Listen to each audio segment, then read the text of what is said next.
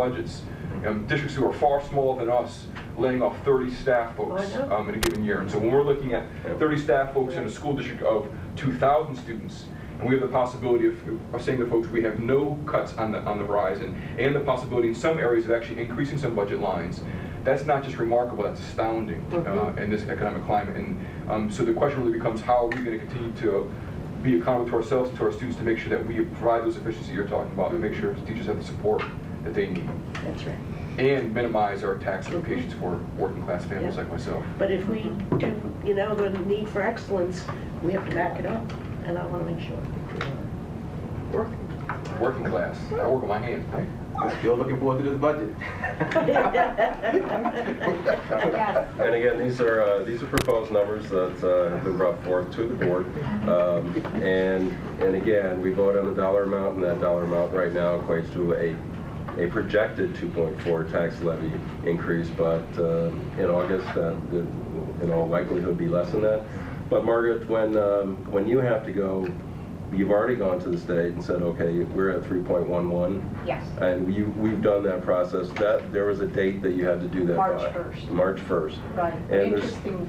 go ahead, no, Margaret. And there's still more to come. Interestingly, they are leaving the portal open on the state controller's website, because even as late as March 1st, when it was due, they were looking at different nuances to the formula, because it wasn't as easy for school districts to do it as it was towns and villages and libraries that had to do it in January, because they're a single entity, where school districts take up different towns, different counties in many cases.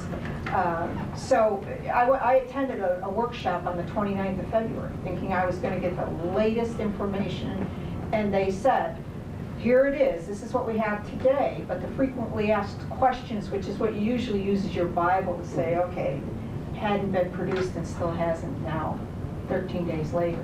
So it could change, but I doubt it's going to change significantly. It might be right at this point, those 8 criteria that we've met, we filed those numbers, and so our number right now is 3.11. Our tax levy limit. When we get to August and we do find out that we are replicating last year, and we go out with, instead of a 2.4, a 1.4. So what do we bank? Do we bank the difference between the 3.11 and our projected, or? No, we bank what we projected it March 1st. Or estimated. We bank the estimated. Regardless of what reality might be. That's not, now I'm going to play math with you, I'm sorry.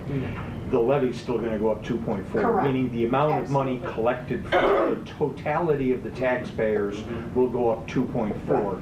Your percentage, because the base, the number, the total assessed value has gone up, your percentage that you pay may be less, but the levy went up 2.4. It's a difference between the tax rate and the tax rate. Right, what I guess what we should say is the rate, which you've estimated, I'm sorry, I had the page here earlier, 17 something. Yeah, 10. and that was assuming that the right, that you got it. Properties would go up 1713 Per thousand. per thousand. 1713.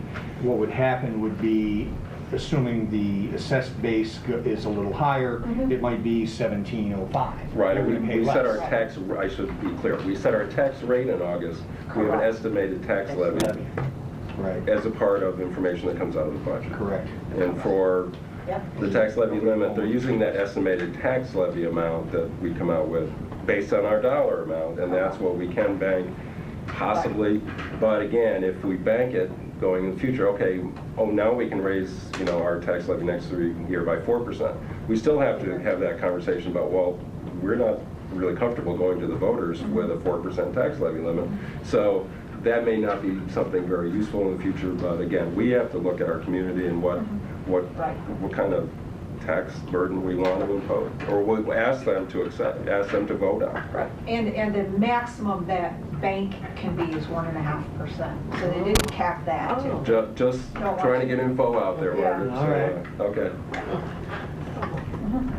Just a little clarity at the end of the meeting, that's always great. Do we, Jay? Budget audit meeting tomorrow at 5. Oh, I forgot. That wasn't on the Here? Yeah. agenda. here or in there. It is on my calendar at work. So- Audit, 5 o'clock. Yeah, and finance, anything else, guys?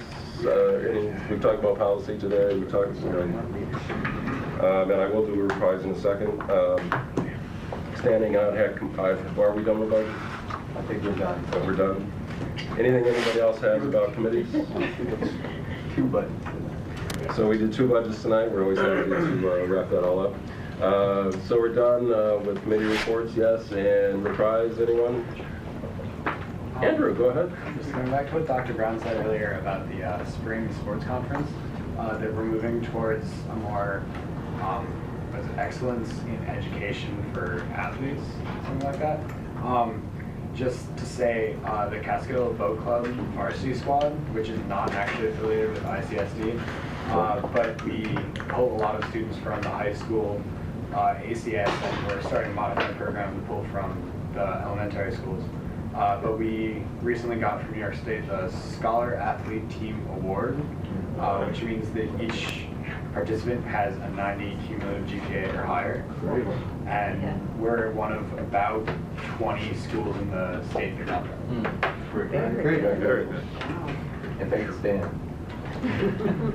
Thanks, Andrew. I always knew crew guys were smart.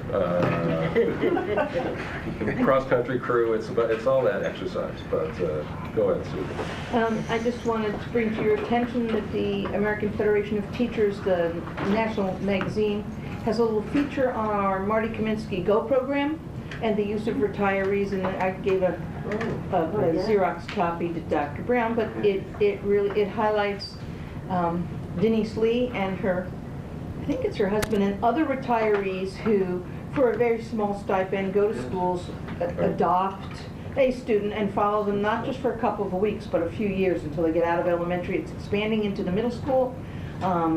They did this under a grant given by Mr. Kaminsky when he departed our company as a teacher, and is now running this program on fund donations, and it's making a significant difference to a lot of students. It's like having a really well-educated big brother-sister kind of program, and it works in collaboration with teachers and programs to help these students not only develop their skills but have self-confidence and become independent. It's very successful. I'm very proud of the teachers who are in it. Most of them are my friends and approximately my age and are spending a lot of their time doing this. But I'm really proud of the community that supports a program like this within our school system. So I thank all the retirees. I also want to thank those who are part of this transportation program that Carrie Kerr is working to provide transportation for parents who want to come to meetings like CSE meetings, RTI meetings, and other meetings, even whether it be to support their student or to find out information, so that those families who don't have the transportation can get a ride. These are also teacher retirees who voluntarily take the parents or guardians from their homes to the meetings and back and provide them support. So these are our teachers after retirement in the district, committed and at work. So thank you very much. Great, Susan, thanks. And, Just, go ahead. do you have that article? Can it get scanned and sent out? Put it in the Yeah. Dropbox. Scan the Dropbox, I'd like to read it. Great. No one else, right? We're good? I move to adjourn. Chris moves to adjourn without objection. We are adjourned.